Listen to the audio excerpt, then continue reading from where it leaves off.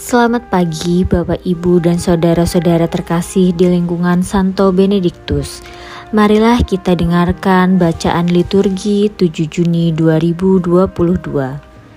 Bacaan pertama, tempat tepungnya takkan pernah kosong sesuai dengan sabda Tuhan yang diucapkan Nabi Elia.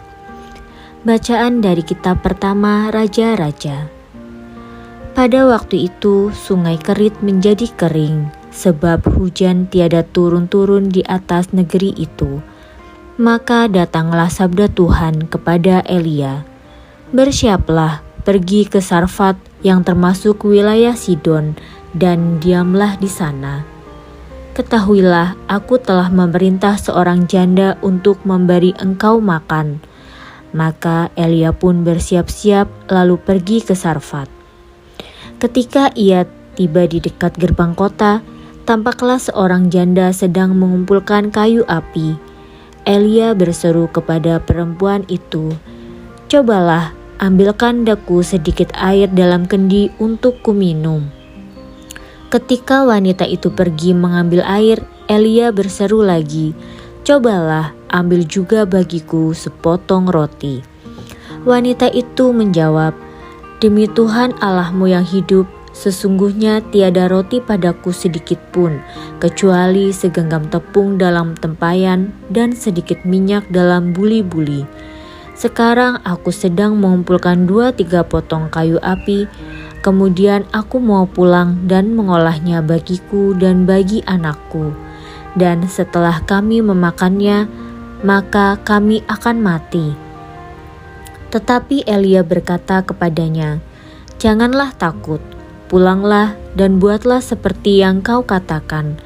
Tetapi buatlah lebih dahulu bagiku sepotong roti bundar kecil daripadanya, dan bawalah kepadaku. Kemudian barulah kau buat bagimu dan bagi anakmu. Sebab beginilah sabda Tuhan Allah Israel, tepung dalam tempayan itu takkan habis, dan minyak dalam buli-buli itu pun takkan berkurang sampai tiba waktunya Tuhan menurunkan hujan ke atas muka bumi." Maka pergilah wanita itu berbuat seperti yang dikatakan Elia. Maka Elia, wanita itu, dan anaknya mendapat makan beberapa waktu lamanya. Tepung dalam tempayan itu tidak habis, dan minyak dalam buli-buli itu tidak berkurang, sesuai sabda Tuhan yang diucapkannya dengan perantaraan Elia. Demikianlah sabda Tuhan. Bacaan Injil. Kalian ini cahaya dunia. Inilah Injil suci menurut Matius. Dalam khotbah di bukit, Yesus bersabda, "Kalian ini garam dunia.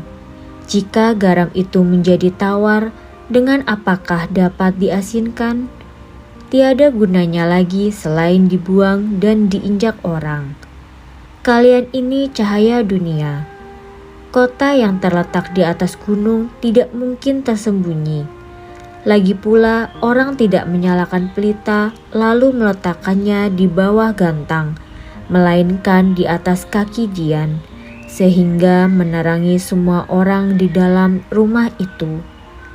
Demikianlah hendaknya cahayamu bersinar di depan orang, agar mereka melihat perbuatanmu yang baik dan memuliakan Bapamu di surga."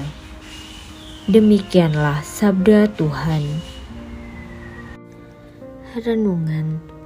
Pengalaman hidup bersama Allah bukan hanya pengalaman untuk diri sendiri, melainkan harus menjadi kesaksian yang berarti bagi kehidupan bersama.